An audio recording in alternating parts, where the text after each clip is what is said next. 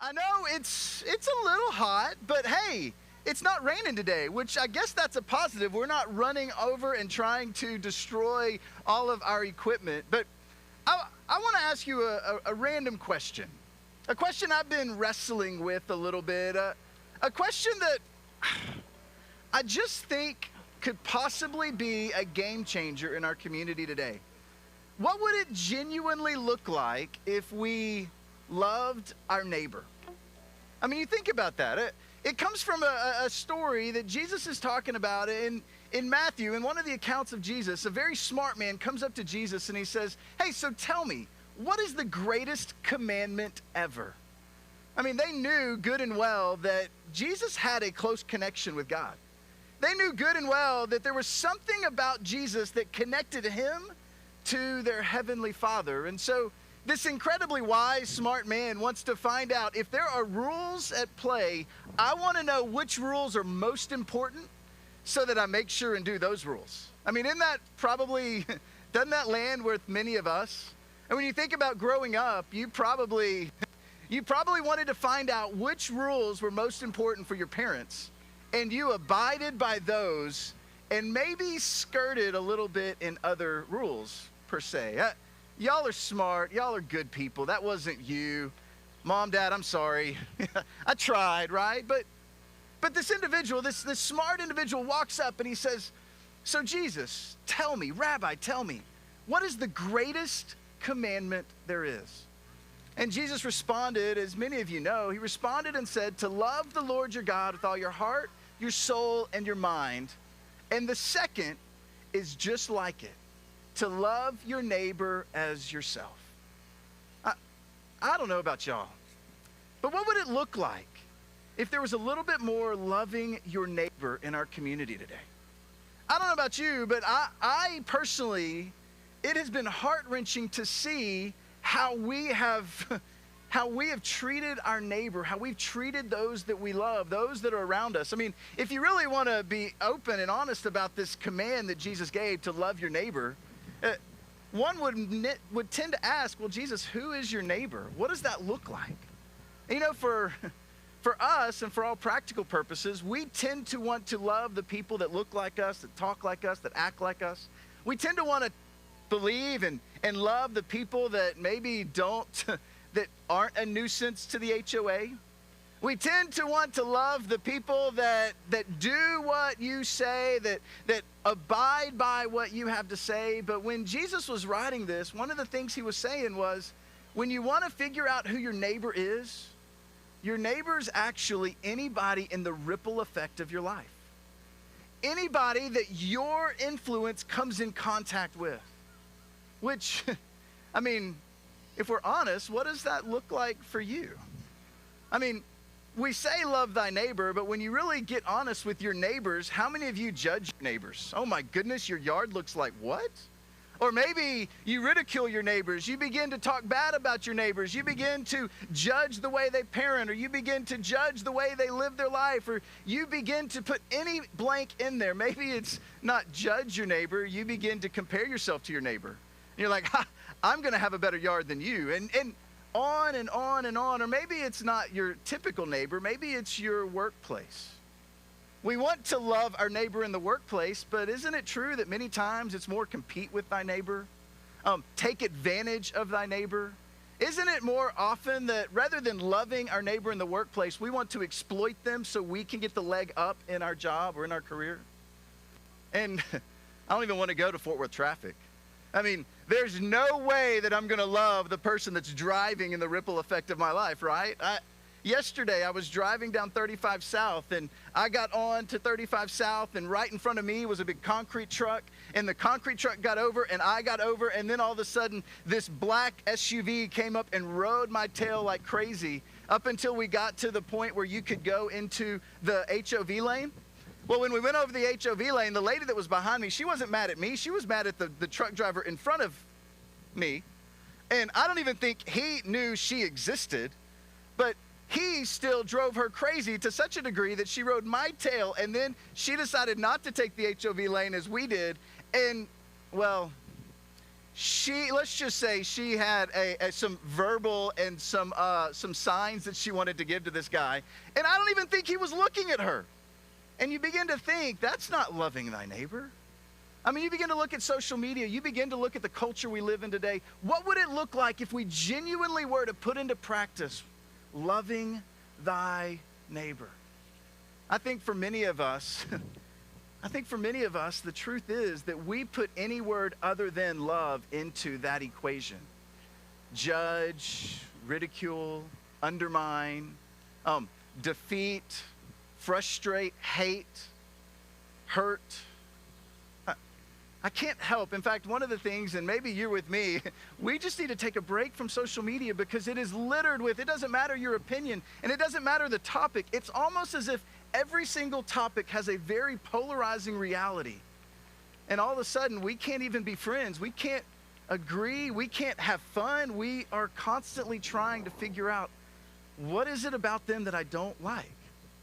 So today, we're going to start a conversation around what does it look like to love thy neighbor. Today, we're going to talk just for a few more moments. I know it's hot. I'm hot. I've got sweat dripping down my back right now. But it's okay. You're looking at the front, not the back, so all is good, right? But I want to talk just for a few minutes today about a way that we can change the way we think when it comes to loving thy neighbor. And the next week, we're going to be online. We're going to have our online service on Facebook and YouTube. And I'm going to finish the series with part 2 as we're going to look at not how do we think, but what do we do? Today, I want to look at how can we change the way we think so that we can love our neighbor. And next week, I want to talk specifically about what we do.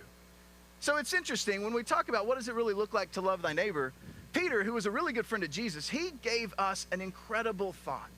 And a thought that I really believe, if we will put it into practice, can change the way we think. It can change the way we act. It can change the way we see those around us. In fact, Peter, who was a really good friend of Jesus, he hung out with him all the time. He was in Jesus's inner circle. Like, you probably have good friends and you have best friends. If you run an organization and you've got a Facebook page, you might have a top fan or two. Peter would have been Jesus's top fan. I mean, he was one of the top 3. And so Peter got a lot of opportunity to hang out and to learn from and to lean into Jesus. And so at one point, Peter gave us an answer to what does it really look like to love our neighbor, a way that we can shift our mindset around that. In fact, in 1 Peter chapter 1, verse 18, it says this, "For you know," which Peter's like, hey, you ready for this? You know this. You should know this. You ready for this? I want you to lean in. I want you to lean in because this is really good stuff. Are you ready? You should know, for you know that it was not with perishable things such as silver or gold that you were redeemed from this empty way of life. Now, wait a second, Scott. What does that have to do with loving your neighbor? You see, I love this idea. You know that you were not bought with perishable things such as silver or gold, that you were redeemed from this empty way of life. For all of us, this picture of redemption or redeemed is basically this. It's this idea that you were taken away and then bought back. That you were taken away for some odd reason, that you were taken away. And Peter would say that you were taken away from this empty way of life. And that's how we would define sin. Sin, ultimately, in you and in our life, it is this feeling of emptiness, right? Many of us, we'll do things that they feel great in the moment, but what happens on the other side is it causes a regret. It causes a regret in your friend's life. It causes a regret in your marriage. It causes a regret in your relationship. It causes a regret which leaves us in a position where we're trying to figure out how can we make it right with the other person.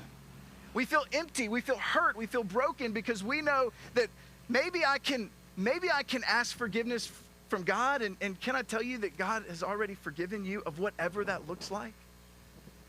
But we still are trying to compete. We're trying to roll over. We're trying to figure out how can I get rid of this feeling of emptiness because of what I've done or how I've acted? And Peter looks at you and he says, hey, guess what? Don't worry. You weren't purchased with the price. You've been captive to this empty way of living, but you've been redeemed. You've been redeemed, and you weren't bought back by perishable things, by silver or gold, but you were purchased back by something remarkable. To which I'll be honest, I would like to ask God, if you're going to buy me back from this empty way of life, how much am I worth? And wouldn't you want to know that? Like, God, I just want to know, like, between me and you, I won't tell anybody else, but when it comes to, like, my understanding, when it comes to how much you love me, like, how much am I worth? That would be a great question. And you know what the cool thing is Peter realizes that it's not necessarily any different for anybody. In fact, he goes on, he says, for you know that it was not with perishable things, not with a lot of money, not with millions of dollars or silver or gold that you were redeemed from this life. And he goes on, but it was with the precious blood of Christ, a lamb without blemish or defect. In other words, there's so many times we look in the mirror and we realize, who am I? Well, how could anybody love me? How could a good God, a heavenly Father, ever get past whatever that is in our life that leaves us feeling empty and frustrated? How could a good God ever love somebody that does that? And Peter says, hey, guess what? You don't have to worry about that. You were bought with a price. You've been taken out of that emptiness, and you are somebody. He would say, regardless of what's gone on in your life, regardless of your past, you are somebody to God. Why? Because when Jesus looked at you, he looked at you for the creation, for the beauty, for who he created and how much he loves you. And so when he looks at you, he's thinking there's nothing that you could do that could keep you in bondage to the emptiness that we feel, that you've been bought with a price, you've been paid for. You are worth more than we could ever imagine, which is kind of cool to think about. I mean, when you think about the way you see yourself in the mirror, when you think about the way you see your own reality, isn't it true that many times that we think that we'll never measure up to the standard that God has for us? And Peter says, take that thinking out. You have been bought with a price. There is no longer any reason to have guilt or condemnation. You belong to God. He loves you regardless, which is incredible to think about. But let me take it a step further. And this is when that ooey gooey kind of cool feeling gets a little bit uncomfortable, because you weren't the only one that Jesus paid for. You weren't the only one that was redeemed from emptiness. In fact, everyone is someone that has been redeemed. Everyone is someone with which Jesus places immense value upon. Everyone is someone. When you begin to think about the neighbor that you're like, I can't believe them, I'm going to judge my neighbor, I can't believe they would do that, I'm going to hate my neighbor, I can't believe they would do that, I'm going to ridicule my neighbor. You need to begin to think and change the way we think as if they are somebody that Jesus absolutely loves. They are somebody that when Jesus sees them, he puts an immense value upon them.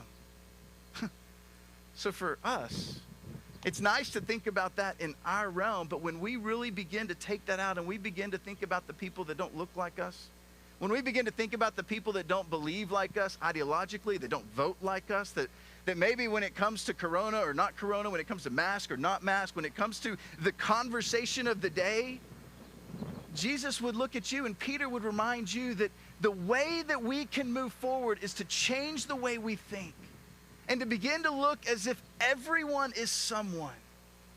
Everyone is someone. That concrete truck driver that was in front of me, he is someone. Even though that crazy person that was driving the black SUV, we completely disagree. But you know what? It doesn't matter what they think because God has given them immense value. When it comes to the conversations we have, let me ask you this.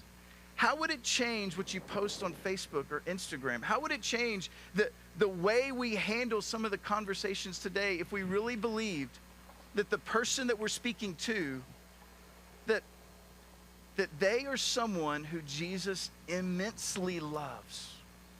How would it change the way that we treat our brother? How would it change the way that we stand up to injustice? How would it change the way that we see the conversation of the day if we just believe that everyone is someone, everyone is someone, everyone is someone with whom Jesus Christ gave the most incredible price for their redemption? I mean, it's beautiful to think about it in my own life, but how does that inform the next conversation you have? How does that inform the way that you treat your neighbor? How does that inform the way you treat your spouse or your crazy uncle? How does that inform the way that you treat the person around the corner that they're constantly being more political than you really want them to, or they're constantly not caring for people the way you want them to, or they're constantly not standing up for what you want. How does it change when we really get into the middle of it and we begin to roll up our sleeves and remind ourselves that they are someone who Jesus, who our Heavenly Father, has put immense value on. And I just so happen to believe that if we would change the way we think about that maybe it could change our community. Maybe it could be the opening start of a conversation. Maybe it could be the change that our country and our community and our culture is desperate for. But if I'm honest, the default inside of me and the default inside many in here, y'all are probably all so much better than me, and I love this. Thank you for. But our default tends not to be love thy neighbor. It tends to be judge. It tends to be struggle. It tends to be undermine. It tends to be try to take advantage. The default inside many of us doesn't tend to be love thy neighbor. But what if we believed, what if we took on this next week with this understanding that Jesus believes that the person next to you, everybody in your influence, everybody in the ripple effect of your life is someone of immense value, is someone that he paid the ultimate price to redeem from a way of emptiness. What if we began to look at the world in a different way? Guys, I am so grateful to be your pastor. I'm so grateful to be able to lead in the midst of these crazy times. I'm grateful. I love seeing these smiles that are in here, and I love seeing the way that when it comes to being for North Tarrant, when it comes to being for our community, when it comes to legitimately wearing the For North Tarrant shirts that you guys have donned so often, the way that we interpret that for is that we want to love thy neighbor as if we see them the way that God sees them. I know if you've been following us on Facebook or you've been watching any of our live prayer meetings or prayer gatherings or after service gatherings, my prayer through this is the same as my prayer for you guys. And it's that God give us the eyes to see the world as you see it. God, give us the eyes to see the world as you see it. When we begin to see the way he sees, it changes the way we see our neighbor. And it changes our default. So my prayer as we continue the series next week is this, is that God give us the eyes to see that everybody in my ripple effect is someone with immense value. And God, give me the courage to love them the way you have already loved them. Would you pray with me? God, we love you and we thank you so much for the fact that you are a big God. And God, I thank you for the fact that even in my life, God, as a pastor, there's many times that I feel obligated to love. And God, the default inside of me more often than not tends not to be love, but tends to be things that God, that when exposed would be remarkably difficult to own. And so God, I pray right now that collectively that we would be able to that Father, that we would be able to love our neighbors as you love them. God, I thank you for the value you've placed in our life. I thank you for the fact that you have redeemed us from a way of emptiness, from sin, that through Jesus Christ, that we don't have to be, Father, that we don't have to live with that condemnation. But God, I pray that as we see our value in you, that God, we would begin to put that same value in everyone. Because God, ultimately, everyone is someone with whom you paid the ultimate price to redeem. So God, give us eyes to see as you see. And God, give us the courage to do as you say. It's in Jesus' name that I pray.